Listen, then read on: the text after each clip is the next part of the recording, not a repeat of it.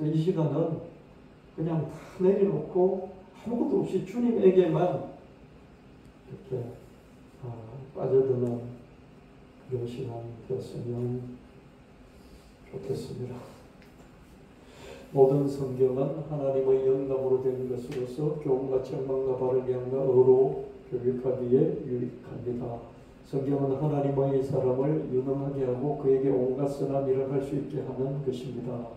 디모데후서 3장 16절 17절 모든 성경 하나님의 숨결로 이루어졌다. 교훈, 책망, 바르게 함, 의로 교육하기에 실용성이 있다. 유익하다. 모든 기록된 문서, 성경 문서는 God breathed 하나님의 숨결이 들어가 있어서 teaching, rebuking, correcting, teaching 이게 useful for 유익하다. 히브리서 4장 12절 하나님 말씀은 살아있고 활동력이 있어서 양쪽에 날이 선 그 어떤 칼보다 더 날카롭습니다.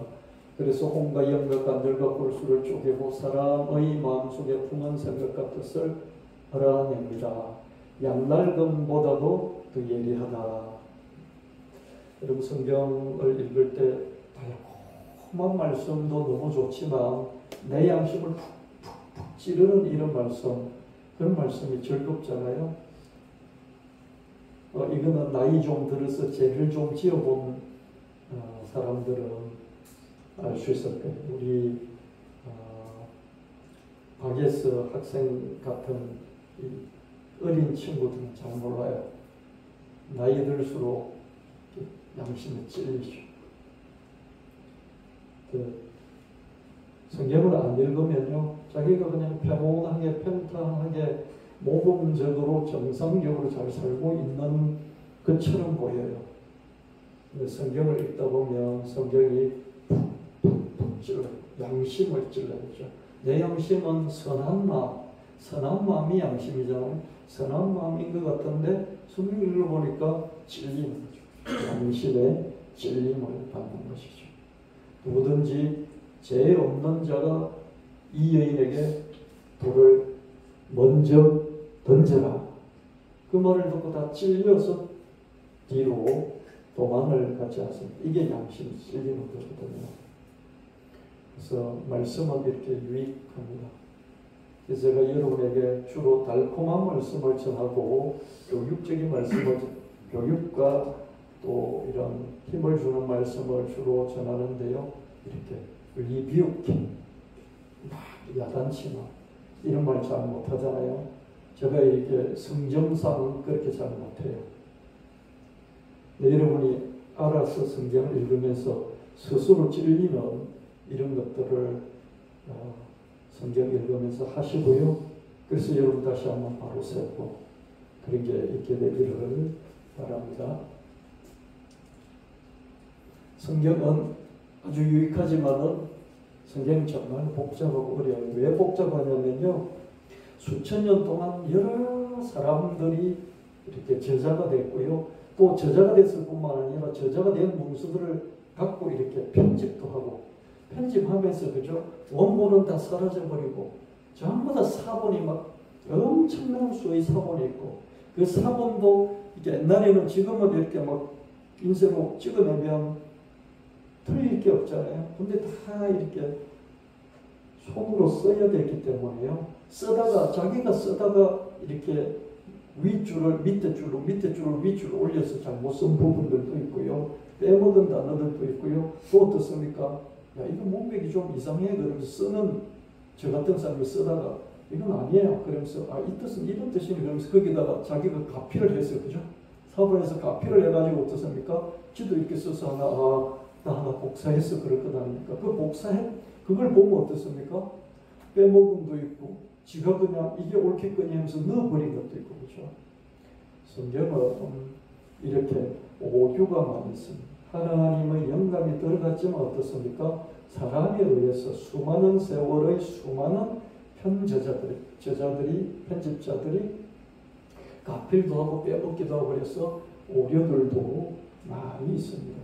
성경은 전체 맥락으로서는 하나님 메시지이지만은 어떻습니까? 사람들이 했기 때문에 이리저리 틀린 것들이 있다 없다 있다 많다 적다 많다.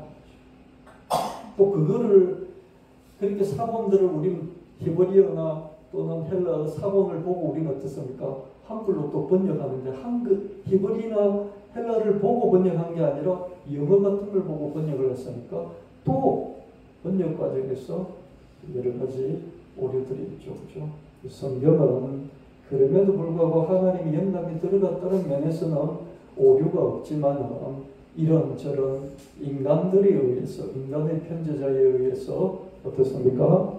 오류들이 분명히 있는 것이죠. 그렇죠? 그렇게 대충 좀 정리를 해놓고요. 그렇기 때문에 성경이 어렵습니다.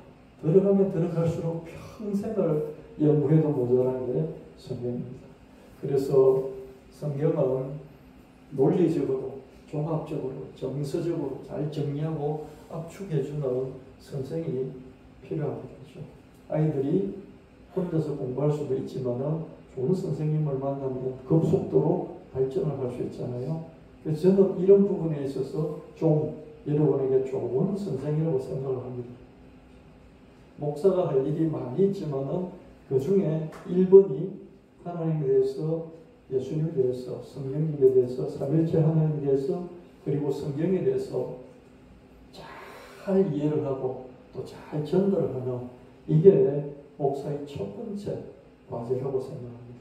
그래서 저는 이 부분을 아주 글을 잘 쓰기 때문에 종합적으로 이해를 하고 잘게 쪼개어서 또 그걸 잘 요리를 해서 전달하는 능력이 거의 아주 높은 수준이기 때문에 여러분에게 잘 전달을 할 수가 있습니다. 그래서 테마별로 찬양 가사를 만들고요. 그리고 인공지능으로 작곡을 하고요. 찬양은 곡주가 있는 기도잖아요. 우리가 기도를 막상 하려고 하다 보면 머리가 정리가 안 됐어. 그죠? 한 30분 기도하는데 끝날 때 5분 정도 되니까 이제 기도가 정리가 됐어. 한 5분 동안 기도 제대로 하잖아요. 우리 머리는 늘 그래요. 머리라는 것이 너무 유연하지만 어떻습니까? 너무 또 이렇게 혼란스러운 게 머리입니다. 그래서 이런 것들을 제가 미리 잡아줄 수가 있습니다. 그래서 가사를 음미하면서 마음으로 기도를 하면 됩니다. 내 자존감과 효능감의 근거, 우리가 저기 대개도 그죠? 자존감 100%, 효능감 100%. 그래서 내 인생 100% 그렇게 적어놨잖아요, 그죠? 그랬더니 저걸 간판을 보고 와, 나는 자존감 0%인데 이런 분도 있어요. 그 자존감을 자기에게 찾으니까 자존감이 0%. 어떤 때는 10%, 20% 하고 50% 올라갔다가 또 0으로 내려오는 거죠. 자존감과 효능감의 근거는 예수님에게 있다. 친밀하신 예수님이 실수해도 나는 나, 실패해도 나는 나, 성공해도 나는 나, 어쩌든지 나는 나인데 왜냐하면 주님이 친밀하게 따뜻하게 그리고 도우시면서 다가오기 때문에 주님은 진실하게 무조건 긍정해 주시고 우리가 예수님도 안 믿는데 우리를 무조건 긍정해 주신 건 아니에요. 피값으로 우리를 사신 우리가 예수님을 따르는 자들이기 때문에 주님이 우리를 이렇게 무조건 진실하게 긍정해 주시고 수용해 주시고 또 지지를 해 주신다. 주님 안에서 자존감 100%인데 주님 안에서 효능감 100%인데 주님 안에서 주님 안에서 무엇이든지 할 수가 있고 내가 더 잘하고 싶게 만들죠. 그죠? 나를 이렇게 무조건 내가 누군가가 나를 지지해 주면 그죠? 그분 때문에 나를 잘하고 싶어요. 우리 부모가 나를 저렇게 무조건 그냥 이렇게 내가 뭘 하든지 나를 좋아해 주는 게 이렇게 와닿을 때, 느껴질 때, 그것은 변함이 없을 때, 그때 이제 자식들은 내가 우리 부모님을 봐서라도 더 잘해야지. 내 아내를 생각할 때, 내 남편을 생각할 때, 요즘 나이 한 60 넘은 사람들이요, 이렇게 SNS에 자기 글들을 올리면서 이제 결혼한 지 40년 됐다. 뭐 35년 됐다. 그러면서 글을 올려요.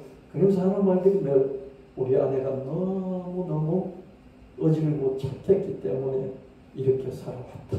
뭐 그런 고백들을 다 해요. 늙음하게 고백을 하는 거죠. 그죠?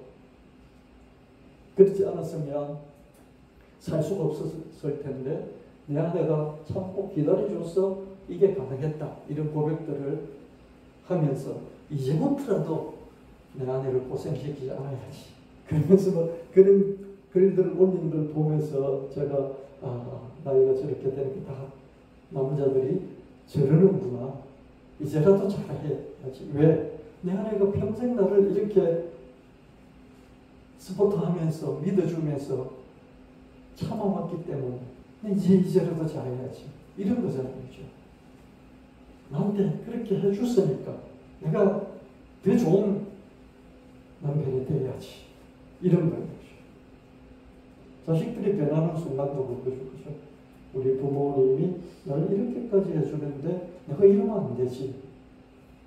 우리가 예수님을 생각할 때, 야, 예수님을 이렇게까지 하시는데 내가 더 잘해야지. 내가 더 드리고 싶게 만드시는 주님. 여러분 시간 드리고 뭐 주님을 위해서 뭔가 좀 하고 너무 부담스럽지 않죠? 교회가 그죠? 여러분 제사는 1년에 한 번이에요. 교회는 뭡니까? 매주 예배 드리러 가야 돼요. 그죠? 그렇잖아요? 그래도 쉴 줄 알아 그래요. 우리는 휴일 하나밖에 없지만 어떻습니까? 수요일 나오라고 그러죠. 금요일 나오라고 그러죠. 새벽기도 나오라고 그러죠. 철야기도 하라고 그러죠. 성경 공부하러 나오라고 그러죠. 사직교 훈련 하라고 그러죠. 예수 믿는 게 너무 부담스러워요. 그렇지만 예수님을 사랑하게 되면 이런 게 부담이 아니고 그냥 하고 싶어서 더 잘할게요. 주님 더 드릴게요. 주님. 내가 더 잘하고 싶게 하시는 주님. 내가 더 드리고 싶게 하시는 주님. 그러니까 주님을 자꾸 알아갈수록 그냥 내가 주님에게 뭔가 좀 주님이 야 고맙다 라고 하실 수 있는 사람이 되고 싶은 거죠. 그러니까 부부 사이도 그렇고 부모 자식 사이도 그렇고 직장에서도 다 마찬가지 그런 줄을 압니다. 여러분이 이 부분을 이렇게 잘 이해를 하시고 제가 세 번째 말씀을 드리는데요. 이 말씀을 드린 것은 새로 제가 이번 주에 한 곡을 만들었기 때문에 이거부터 말씀을 드립니다. 더 잘할게요 주님, 더 드릴게요 주님. 이겁니다. 나를 친구로 삼으시네. 아브라함이 본토 친척 아비집을 떠나서 나 믿으라 그랬잖아요. 그럼 이것도 저것도 모르는데 들컥 하나님이 나타나서 야, 나 믿어. 이제 집 떠나 내 가라고 하는 곳을 가 그랬죠. 아브라함이 뭣도 모르고 알겠습니다. 그러면서 순종했어요. 이게 어려운데 아브라함 그렇게 했죠. 그렇죠? 그런 아브라함을 하나님이 종이라고 부르시지 않고 종 이렇게 부르시지 않고 나의 아브라함을 보고 나의 멋이다. 그러니까 소개할 때 그죠? 사람들에게 이렇게 쭉 소개할 때 천군 천사들하고 소개할 때 그죠? 아브라함 나의 친구입니다. 내 친구 아브라함입니다. 하나님이 그렇게 소개를 하시는 거죠. 그래서 미리 계획을 알려주셔서 친구에게는 비밀을 털어놓잖아요. 그죠? 친구에게는 진짜 비밀을 털어놓습니다. 좋은 게 있으면 친구에게는 알려줘요. 자기만 움켜쥐고 좋은 게 있는데 안 알려주면 친구가 아니에요. 그 친구는 다는 주지는 않을지라도 그래도 이렇게 뭔가 자기에게 좋은 게 있으면 이런 게 있었어라고 조금이라도 알려줘요. 소돔과 고모라를 하나님이 멸망시키기 전에 아브라함에게 내가 이 계획을 소돔과 고모라를 멸망시키려고 하는 이 계획을 아브라함에게 안 알려주면 되겠니? 아브라함에게는 먼저 알려줘야지. 그래서 아브라함에게 알려줘요. 왜 알려줍니까? 친구니까. 하나님이 아브라함을 친구로 생각하셨습니다. 믿고 순종하는 자기를 따르는 제자들. 나이 30살 된 젊은 청년 갈릴리 그 불황무직한 뭐 무슨 대단한 랍비 문화에서 배운 그런 사람도 아닌 젊은 청년을 따르는 제자들이잖아요. 예수님 너무 고맙겠죠, 그죠? 그래서 예수님이 이 자기를 따르는 제자들, 생업도 버려두고 따르는 제자들을 종이라고 부르시지 않고, 그죠? 친구라고 부르셨어요. 친구가 친구를 위해서 목숨을 버리면 이 세상에서 이보다 더 귀한 사람이 어디 있겠니? 친구가 친구를 위해서 목숨을 버려. 그럼 이 친구, 이런 친구보다 더 세상에서 최고의 사람이 우정이 어디 있겠니? 나는 너희들을 위해서 목숨도 버릴 거야. 그 토는 다시지 않았지만 그 말씀이잖아요. 그러면서 나는 너희를 종으로 부르지 않고 친구로 부르는데 그 이유가 뭐냐면 내가 하나님 아버지께로부터 받은 계시의 말씀들인데 받은 계시의 말씀을 내가 혼자만 이렇게 갖고 나는 하나님이 이런 말씀을 주셨어. 이 계시를 나 혼자만 받은 거야. 그러면서 그걸 가지고 제자들 앞에서 막 잘난 척하면서 선생의 권위를 세우기보다 그걸 어떻습니까? 제자들과 다 알려줘요. 내가 하나님 아버지한테 미리 받은 계시를 독차지 않고 너희들에게 다 알려주지 않니? 왜 알려주는지 알아? 친구니까. 이렇게 예수님이 요한복음 15장에서 말씀을 하십니다. 친구는 얘를 이용해서 내가 무슨 이익을 얻을 수 있을까? 이 생각을 안 해요. 그렇죠? 친구는 정말 친구가 어렵다 그러면 무엇이라도 조금이라도 도움을 주고 싶지 그 친구 이렇게 등골을 빼먹는 그런 이미 친구가 안 되죠. 예수님은 제자들을 친구로 삼으시고 자기가 하나님께 받은 모든 비밀들을 제자들에게는 다 나누어 주셨어요. 제자들이 처음에는 나누어 줘도 어떻습니까? 긴가민가하면서 그 별로 중요한 줄도 몰랐어요. 나중에 성령 받고 예수님 돌아가시고 성령 받은 후에는 그것들이 뭔지 알고 나중에 이제 설교도 하고 그 부준으로 복음서로 남게 됐겠죠.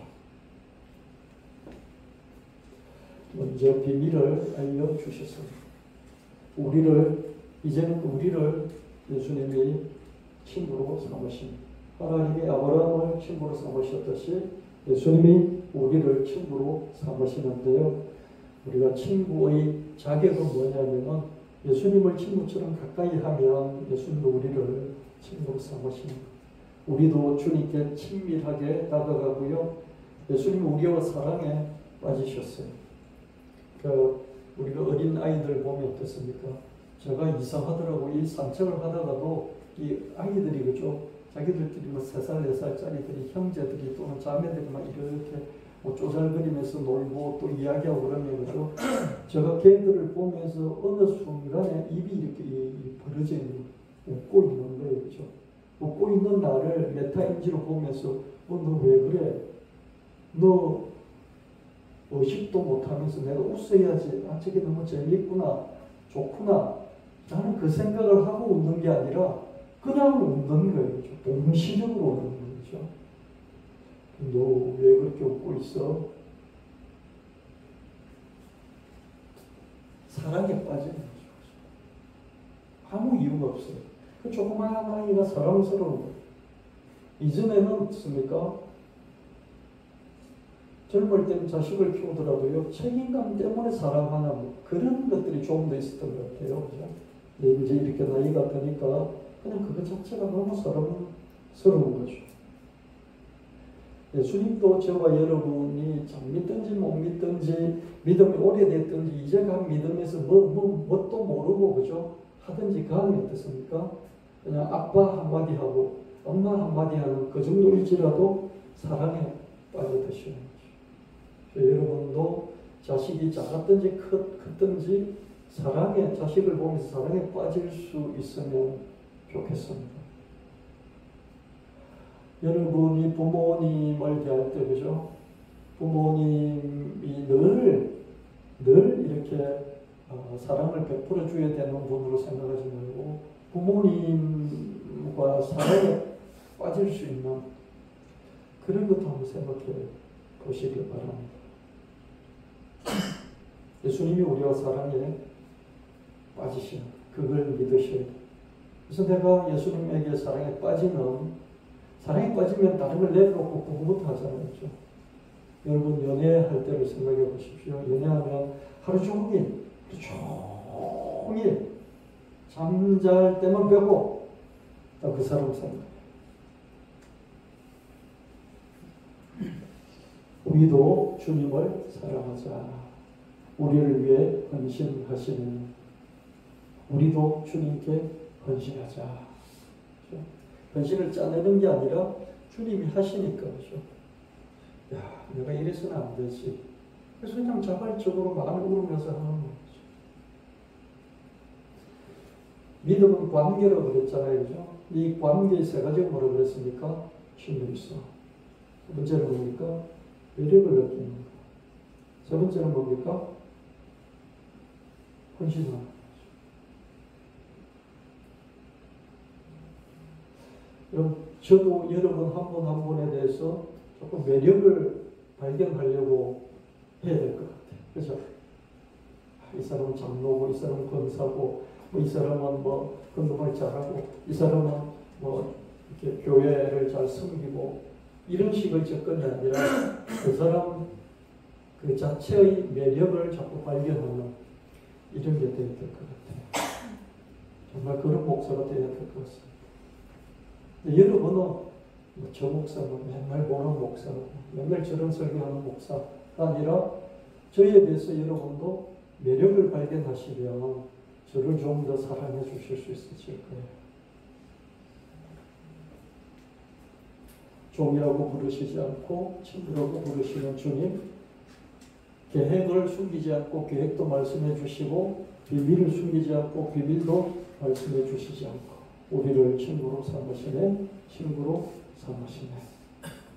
이렇게 한번 만들어봤어요. 괜찮습니까? 이런 걸 또 들으면서 하면요, 이런 마음이 생겨요. 제가 찬양을 지금 일반 곡 두 곡하고 총 30곡을 만들어봤어요. 한 세 달, 한 100일 정도 만에 30곡을 만들었는데요. 저도 모르게 언제 이렇게 집중해서 만들었지 생각이 들 정도로 만들었는데, 많은 곡들마다 제가 이렇게 쭉 여러분에게 드리려고 이렇게 다시 한번 들어보고 그러면요, 그 곡마다 집중되는 감정이 달라요. 그래서 좋은 것 같습니다.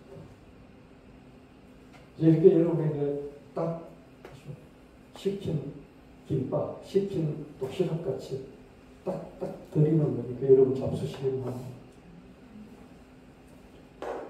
하나님도 할까요? 베드로의 무지개자상. 여러분, 베드로를 사람들이 오해하는 게요, 이랬다 저랬다 변덕을 부리고 많이 실패하고 감정이 앞서고 행동이 앞서는 사람을 이렇게 이해를 하는데요, 베드로는 알면 알수록 엄청난 분이에요. 그래서 아주 욕심이 많고 아주 깨가 많은 천주교에서요, 베드로를 데리고 갔어요. 그렇죠?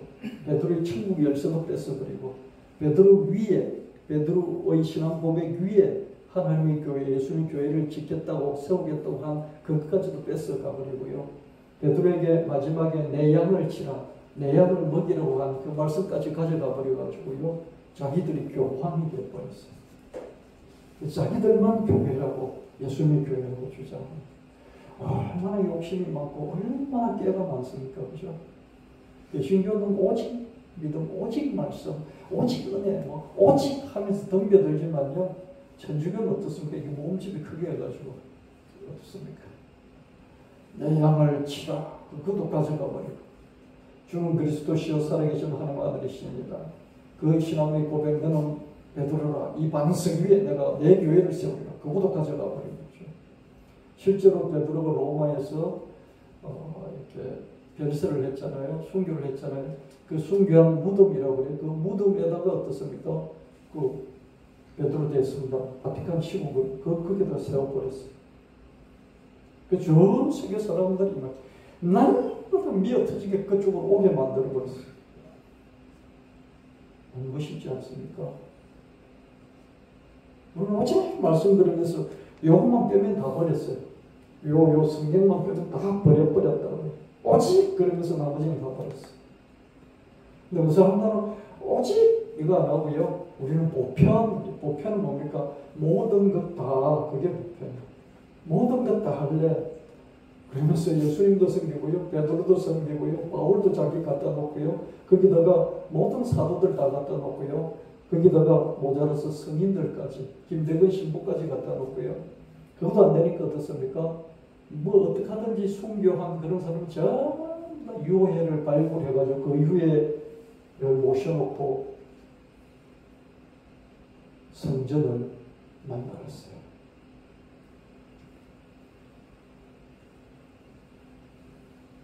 너무너무 탐욕적이고요. 너무너무 지혜로워. 그래서 우리 교회가 천주교의 이런 것들을 좀 수용해서 테마 말씀 예배당을 만들어서 사람들을 오게 해야겠다. 뭐 이렇게 이제 저 출발이 그거예요. 시도가 그런 시도가. 베드로 잡은 것이 없지만 말씀에 이제 대물을 내리겠습니다. 나를 맹하사 물리로 오라 하소서. 주는 그리스도시요 하나님의 아들이십니다. 여기까지 엄청나게 잘 나갔죠, 그렇죠? 그러다가 예수님이 나 죽을 거야 그랬더니 이제 한참 뭘 해보려고 하는데 죽으면 안 됩니다. 그러면서 예수님을 막 어깨를 부여잡고 확 흔들었죠, 그죠? 그러니까 예수님이 이 사탄아 내 뒤로 물러가라 그랬죠, 그죠? 그래서 주여 안 됩니다, 안 됩니다, 절대로 안 됩니다 이 말을 했고요. 너가 나 세 번 부인할 거야. 택도 없는 소리 들어서 내가 죽을지언정 안 갑니다. 그랬죠, 그렇죠?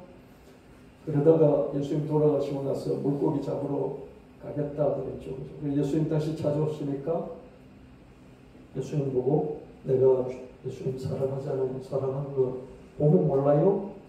내가 주님 사랑하면 보면 몰라요? 딱 보면 알아야죠. 뭐 이런 말도 했죠, 그렇죠? 나중에 성령 충만을 받고 은가금은 내게 끓여 내게 있는 이것 예수 그리스도 이름을 내게 주노니 일어나 그러라. 이런 사람으로 바뀌었어요. 다른 이로서는 구원을 얻을 수 없나니 천하 인간의 구원을 받을 만한 어떤 이름도 주지 않고 예수 그리스도 이름만 주었다. 모든 목사들이 모든 성도들이 이 한 구절 붙들고 믿음을 시작해요. 이 말씀을 베드로가 했습니다. 베드로는 자랑스러운 모습도 있고 수치스러운 모습도 있고 순수한 모습도 있고 이리저리 얼룩질 모습도 있고 그러나 이 모든 게 자기 자신이죠, 그렇죠? 보통 사람들이 이것 때문에 너무 싫어하겠죠. 근데 베드로 이게 너무 좋은 거죠, 그렇죠? 왜 예수님 안에 있기 때문에 이런 모습도 무지개 모습으로 찬란하게 주님 만들어 주신다. 저도 여러분도 베드로 보면 이렇게 이불킥하는 그러지 말았어야 되는데 이런 게 있어요. 나이 들수록 많이 있어요. 그렇죠? 나이 80, 90, 100살 먹은 목사들이 하는 얘기 뭡니까? 이 능구름이 같은 죄인이죠. 돌아볼수록 자기가 잘한 것보다는요 죄인이라는 생각밖에 안 나는 거죠. 이런 인간이거든요. 그런데 주님 안에 있으니 모든 것을 합력하여 주님이 아름다운 무지갯빛으로 만들어 주신다는 거죠. 이런 걸 보면서 베드로보다도 훨씬 못하지만 베드로를 생각하면서 이런 찬양을 들으면요 다시 용기가 나면서 좀 자기 안에 있는 더러운 것, 죄스러운 것을 찾고 막 그걸 없애려고 막 자꾸 때리기 수금을 미는 그런 것보다도 주님이 내 인생을 무지개 아름다운 인생으로 만들어 주신다. 이런 믿음과 그 안에서 더 새로운 용기를 얻게 되는 줄 믿습니다. 아멘. 인생길, 영생길, 동네길, 출근길은 내가 알지요. 바닷길, 하늘길 모르죠. 인생길 살수록 정말 몰라요. 쇼미더웨이 길을 보여주오. 우리가 예수 믿는 게 뭡니까? 쇼미더웨이잖아요. 길을 모르겠어요. 길 좀 알려주세요. 이 쇼미더웨이. 인생길 정말 그죠? 다 아는 것 같은데 좀 더 들어가 보면 모르는 것 천재. Show me the way. Show me the way. 하나님이 모세를 차출해가지고 보낼 때 뭐라고 했습니까? Show them the way. 그들에게 길을 보여주라. 너희는 그 길을 알리라. 우리가 어떻게 알아요? 내가 곧 길이요 저기라. 너희가 나 믿었지? 이제 길을 알겠지? 그러니까 도마가 뭐라고 그럽니까? 뭐 우리가 쉬운지도 모르는데 그 길을 우리가 어떻게 알아요? 너무나 솔직하죠. 그죠? 그랬을 때 내가 길이요 진리요 생명이다. 이 말씀을 하셨을 거예요. 예수님 길 자체이시고 길을 열어주시고 길을 알려주시고 범사 예수를 인정하면 우리 길을 이끌어주시고 우리 인생길을 이끌어주시고 우리 영생길도 이끌어주시고 예수님이 I am the way, 내가 길이다 그렇게 말씀하시죠. 그래서 우리가 예수님 길 안에 있고 예수님 길 위를 걸어가는 우리 인생이 되어야 될 줄 믿습니다. 아멘. 그래서 이런 가사를 음미하면서 찬양을 쭉 들으면 어떻습니까? 이게 내 안이 정리가 확 되면서 어떻습니까? 이 안으로 쭉 빠져드는 것이죠. 이런 시간들이 우리에게 있어야 됩니다. 일주일에 한 번이라도 있죠. 볼까요? 비눗방울 우주 창조했죠. 들판에 아이가 있었네. 비눗방울 놀이를 즐겼지. 후 불면 방울방울 한 번에 수십 개씩 나오죠. 근데 이 방울 하나하나가 우주라고 생각해 버려버렸죠. 그죠?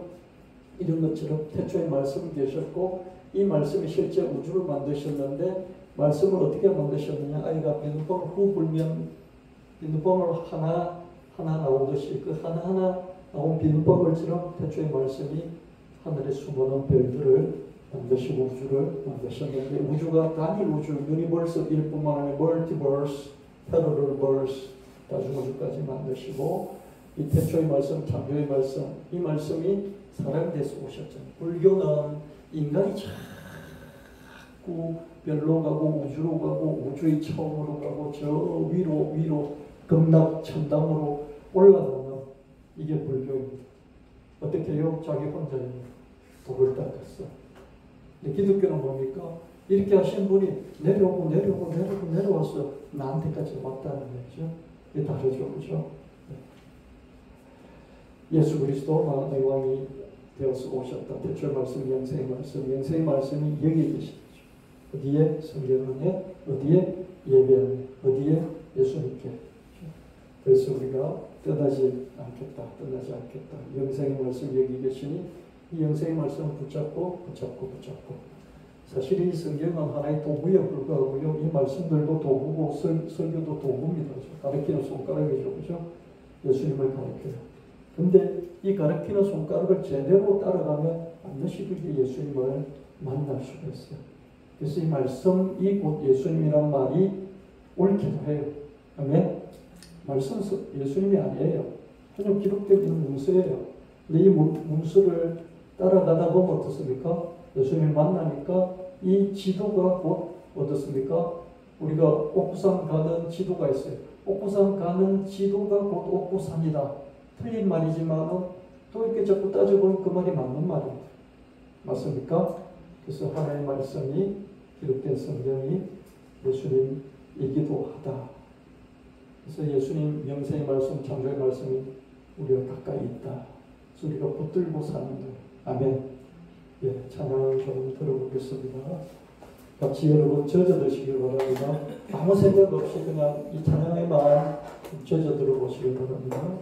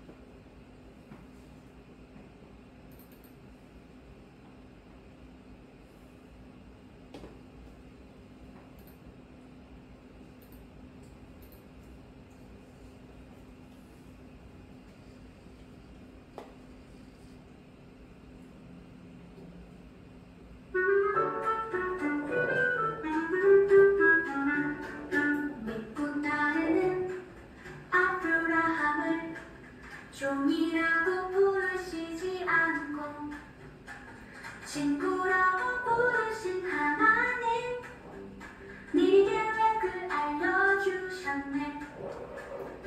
믿고 순종하는 제자들을 종이라고 부르시지 않고 친구라고 부르신 예수님, 먼저 비밀을 알려주셨네. 우리를 친구로 삼으시네. 우리도 주님께 친밀하자. 우리와 살이 빠지시네. 우리도 주님을 사랑하자. 우리를 위해 헌신하시네. 우리도 주님께 헌신하자.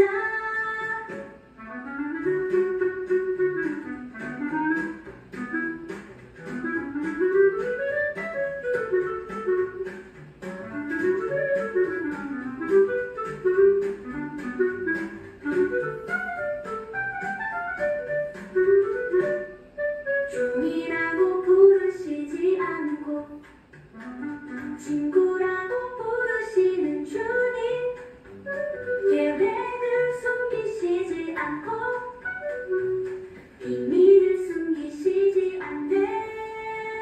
우리를 친구로 삼으시네.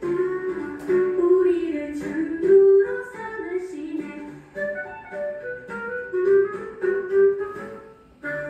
이런 걸 듣다 보면 저희도 믿음이 생기잖아요. 계획을 알려주시고 또 비밀도 알려주시는데 주님 나한테도 계획을 알려주시고 비밀을 알려주세요. 이러면서 기도할 수 있잖아요. 그렇죠?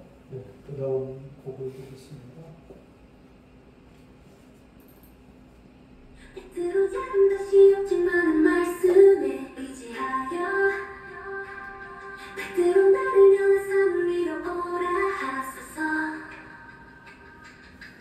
때로 주는 그리스도시여 하나님의 아들, 때로 주여 안 됩니다. 절대로 안 됩니다. 때로 모든 주를 보이지라도 나는 결코, 때로 나는 물고기를 잡으러 나가. 때로 내가 사랑하는 주가 싫어이다. 때로 걱정은 내게 어떤 이유와 내게 있는 것도,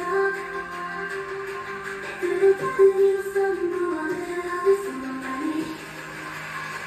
때로 자랑스러운 모습, 시스러운 모습, 순수한 모습, 보여진 모습, 모든 자기 자신, 주님 안에서 미친 모습, 무지개의 모습. 이런 찬양을 들으면 어떻습니까? 주님 저 안에도 이런저런 주님이 보시기에 주님이 싫어하시는 모습들도 있지만 모든 것을 무지개처럼 더 아름답게 만들어 주십시오. 그런 기도를 할 수 있지 않겠습니까? 그렇죠? 네. 그 다음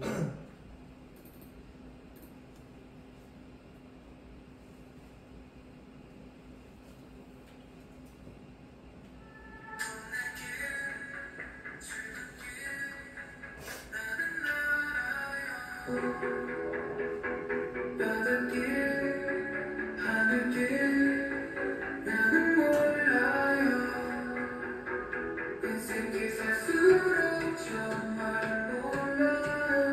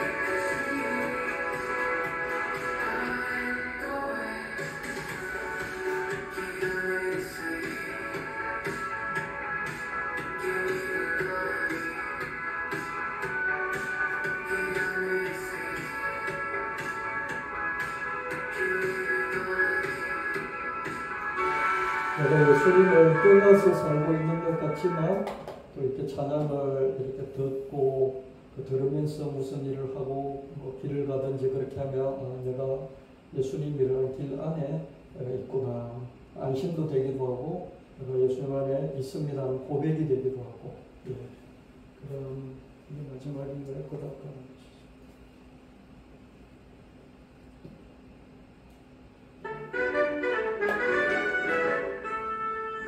들판에 아이가 있었는데 비눗방울 놀이를 즐겼지.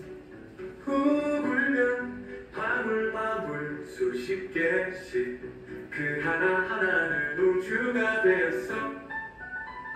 태초에 말씀이 계셨네. 실제로 우주를 만드셨지. 비눗방울이 우주가 되듯이 다리우주 다중우주 평행우주 태초의 말씀 창조의 말씀이 사람이 되셨으니 예수 그리스도 만왕의 왕. 태초의 말씀 영생의 말씀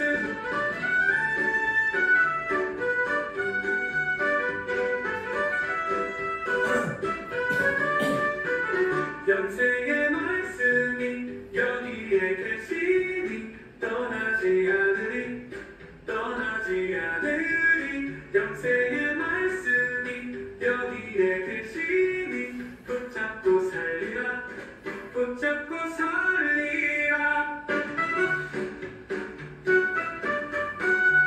이런 찬양을 들으면 어떻습니까? 전체가 정리가 되더라고요. 그죠?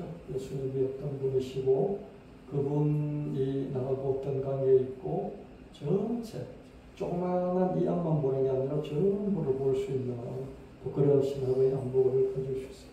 그 다음 하나 더 들을까요?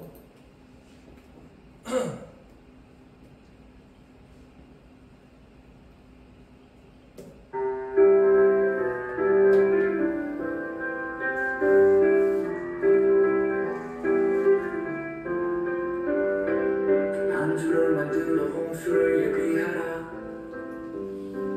노아는 100년간 반주를 만들었어. 네 자손이 가나안을 차지하리라. 아브라함은 700년 후를 믿었어. 너로 큰 나라를 다시 시작하리라. 모세는 민족의 전멸을 막아섰어. 여기까지 하겠습니다. 이 다음 주 하도록 하고요. 여러분 말씀을 맺도록 하겠습니다. 여러분 하루에 한 번은 아니더라도 어떻습니까? 일주일에 예배 드릴 때만큼은 이 시간에 다른 걸 다 내려놓으시고 그죠? 예수님께 좀 젖어드는 그런 훈련들을 하시길 바랍니다. 안 그러면 평생 한 번도 그런 훈련을 못 해보고 죽습니다. 인생이라는 게 뭘까? 인생은 죽음을 준비하는 게 인생이지 않겠습니까? 딱 한마디로 하면 죽음을 준비하는 게 인생이에요. 근데 죽음을 준비할 만큼 인생이 녹록하지가 않잖아요. 늘 해야 될 일에 부득해요. 그래서 이 시간만큼은 내가 죽은 것처럼 죽으면 어떻습니까? 아무 생각이 없죠. 그죠? 죽은 것처럼 예수님께만 예배에만 그 말씀에만 내가 쭉 빠져들어가겠다. 그런 자세로 예배를 지켜주시고요. 제가 요즘 다른 것보다도 여러분 자신 한 사람 한 사람들을 예배를 통해서 말씀을 통해서 세우는 그 일에 좀 집중하고